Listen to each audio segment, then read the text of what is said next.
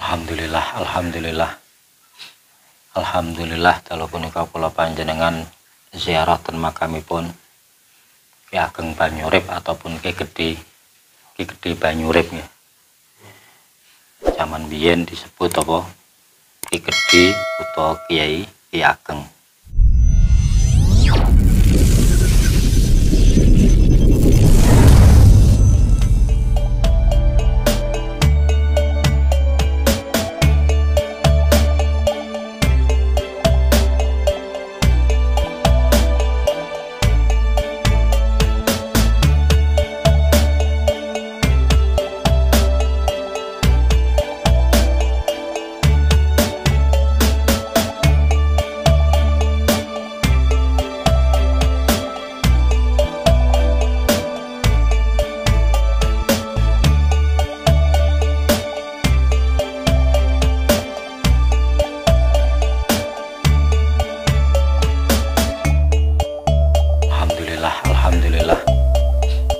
Alhamdulillah, dalu punika kula panjenengan ziarah ten makamipun Ki Ageng Banyurip ataupun Ki Gedhe Banyurip nggih.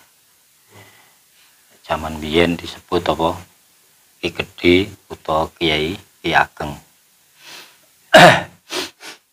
Dan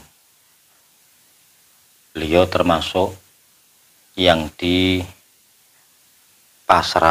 ataupun yang diberikan tugas untuk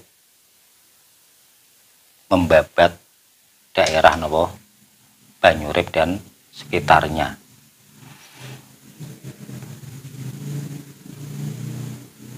Desa Banyurip ataupun sekarang disebut Kelurahan Banyurip nggih.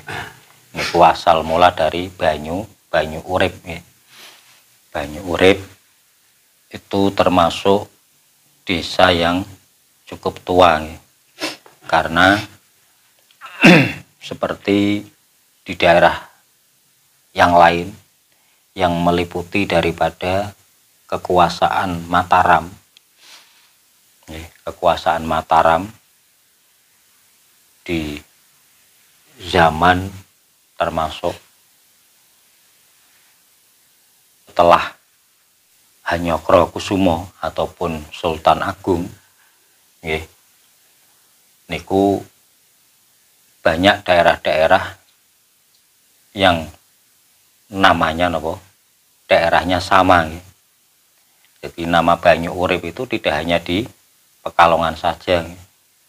Ada di daerah Banjarnegara ada desa namanya Banyu Urip. Seperti desa Wonoyoso, kalau di Banjarnegara Wanayasa. Terus ada desa namanya Desa Ngalian. Itu termasuk desa-desa yang tua nggih.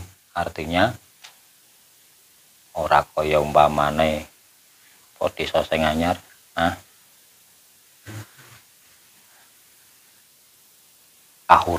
Kuripan itu termasuk desa yang tua juga nggih.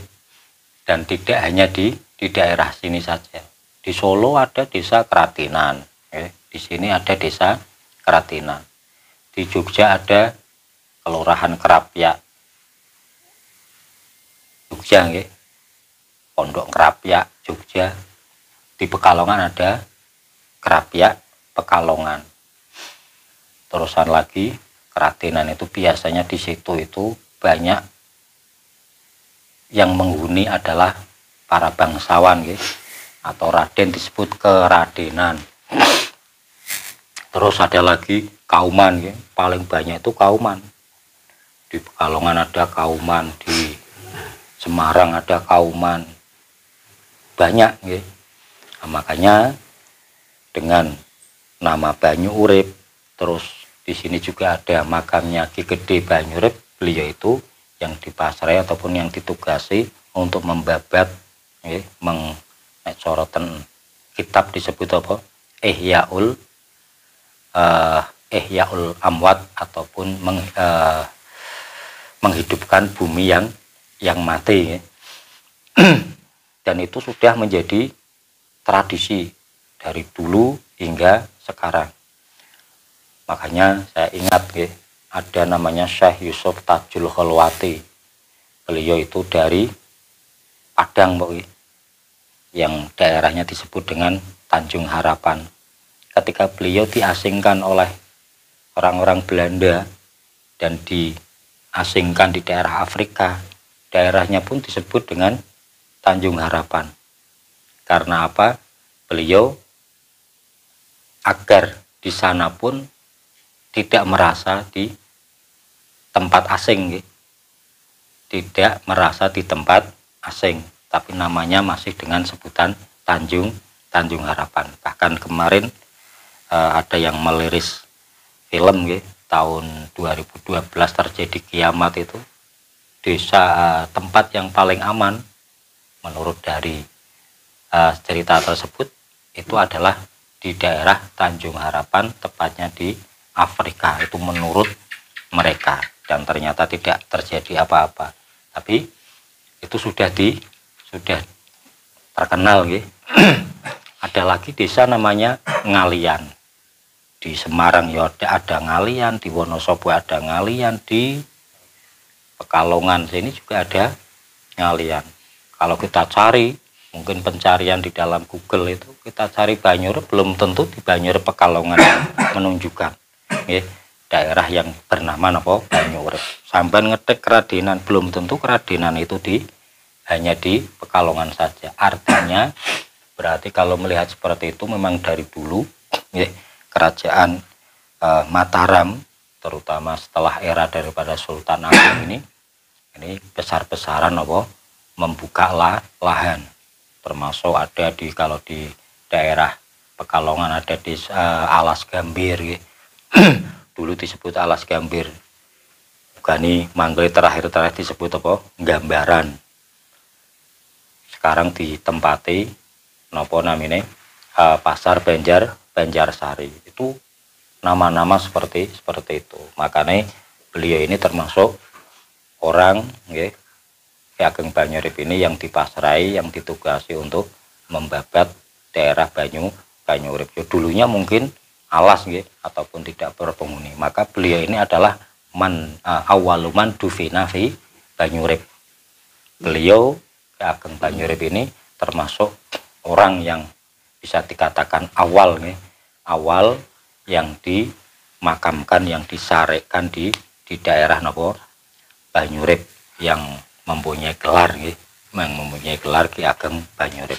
Walaupun mungkin sezaman beliau ada makam Situan ataupun Syekh Abdul Latif. Terus di sebelah sini juga ada yang sezaman dengan beliau, termasuk orang sini menyebut dengan sebutan Sunan Giri, Syekh Hasan sama Syekh siapa itu sebutannya Sunan Giri. Tapi mungkin masih keturunan daripada Sunan Giri, bukan Sunan Giri secara secara jasad. Tapi mungkin saja, karena apa? Karena di daerah Medono pun ada makam yang bernama siapa? Makam Dawa Syekh Husain Maulana Yusuf Darmo Kusumo. Beliau adalah bin Sunan Giri ataupun bin Ain Maulana Ainul Yakin bin Maulana Ishak. Niku beliau adalah putra daripada Sunan Giri, walaupun bukan dari istri yang bernama Murtasimah nopo sopo nggih. Artinya bukan istri yang dari bin Sunan Ampel, tapi itu dari istri yang luar Jawa. Itu menurut beberapa catatan Makom Dawa itu bin Sunan Giri, tapi bukan dari bukan dari permaisuri, bukan dari istri yang pertama. Berarti kalau ada yang dimakamkan di sini, ya bisa jadi mungkin keponaannya beliau ataupun ponaan putu dari beliau yang dimakamkan di Banyuurip dengan menyebut gampangnya Sunan Giri. Biasa kayak ngono nggih. Umpamane ana makome sabarane orang yang sudah terkenal krono putune makame Mbah Kiai A, padahal itu adalah cucunya. Bisa jadi seperti itu, dan sangat mungkin sekali. Makanya alhamdulillah dalu punika nggih kula panjenengan ziarah di makam beliau. Ya, yang jelas beliau di samping pendakwah, beliau termasuk yang membawa reksa nggih. Membawa reksa itu yang cara apa istilahnya? Ya sing ngopeni, sing babat, ya sing memperjuangkan di wilayah Banyurip dan sekitarnya. Jadi sebenarnya mungkin saja wilayahnya dulu luas juga nggih. Sampai tekan mungkin daerah Merono Ngulon Kirinti, bangsa daerah Tangkel, daerah Brikonon mungkin nggih. Tapi karena biasanya di zaman itu ada pemekaran, nggih. Ada pemekaran. Kaya biyen Pekalongan karo Batang dadi siji. Akhirnya Batang dipisahkan berdiri sendiri di tahun 1962. Ada yang malah justru digabungkan, nggih. Digabungkan dadi maune iki pisah malah dadi siji. Nek delok zaman biyen ya wira desa, dulu kadipaten sendiri mangkle dadi melu wilayah Pekalongan. Zamane Bashir ya padha maune desa loro titik-titike siji. Termasuk bagian daripada napa sejarah nggih. Ada yang dipisahkan tadinya satu menjadi 2, 3 dan seterusnya. Ada yang tadinya 2 ataupun 3 dijadikan satu. Ono Kurip cek Kuripan Yosorejo, ono Kuripan Kertoharjo kok cek. Sing pisah Kuripan tok saya. Nek Banyurip mau ne alit karo Ageng dadi mangle ora ana Ageng alit anane Banyurip. Kerapiak ya mau ana Kerapiak Lor, Kerapiak Kidul mangle dadi Kerapiak tok apa cek. Lah sing Kuripan dong Kuripan bae cek kok. Kok mangke didine ono Kuripan Yosorejo sakarepe pemerintah sing didi ya apa ora. Besok bisa dirubah mana apa ora ya bisa bae wong barang fana nggih. Tapi tinggal sapa sing Pak ngrubah. Pada intinya kula panjenengan dimanapun kula jenengan ziarah, insyaallah beliau-beliau nggih mungkin ada yang berjuang secara agama. Beliau memperjuangkan lillahi kalimatillah, memperjuangkan agama Islam. Ada yang dengan politik nggih, dengan politik. Akhirnya beliau mungkin nggih karena dekat dengan pemerintahan sehingga dijadikan mungkin nek cara zaman biyen adipati nopo Demang nopo yang jelas beliau ini bisa berjuang melalui nopo pemerintahan. Ya padha karo zaman saiki ada yang berjuang seperti ustadz, kiai, ulama dengan lesannya nggih, dengan lesannya untuk mengajak orang-orang dalam kebaikan sing lewat pemerintahan, mungkin dengan tangannya, dengan polpennya menandatangani tempat-tempat sing akhirnya bisa di wakaf gampang nggih.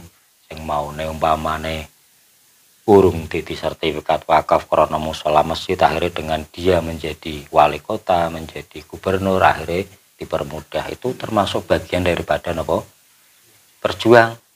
Makanya kula nate mireng ngendikane Gus Kausar nggih di dalam menerangkan satu makalah kitab itu para